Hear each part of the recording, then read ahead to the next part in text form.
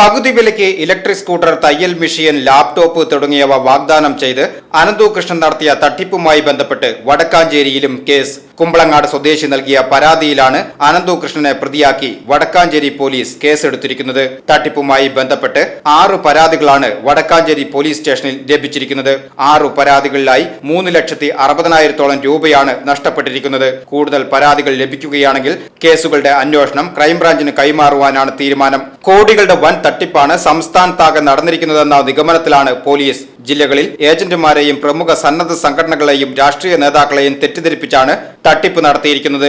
പലയിടത്തും സ്ത്രീകൾക്ക് ആദ്യഘട്ടത്തിൽ പകുതി വിലയ്ക്ക് സ്കൂട്ടറും മറ്റും ലഭിച്ചിരുന്നു. ഇതോടെയാണ് പദ്ധതിക്ക് വിശ്വാസ്യത ലഭിച്ചത്.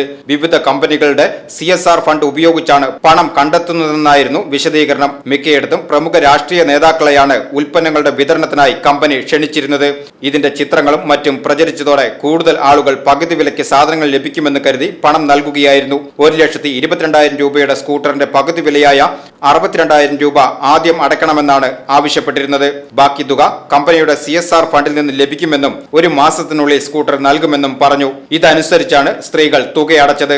എന്നാൽ 1 വർഷം കഴിഞ്ഞിട്ടും സ്കൂട്ടർ ലഭിച്ചിട്ടില്ലെന്ന് പരാതിയിൽ പറയുന്നു. VCV news, Vadakkanchery.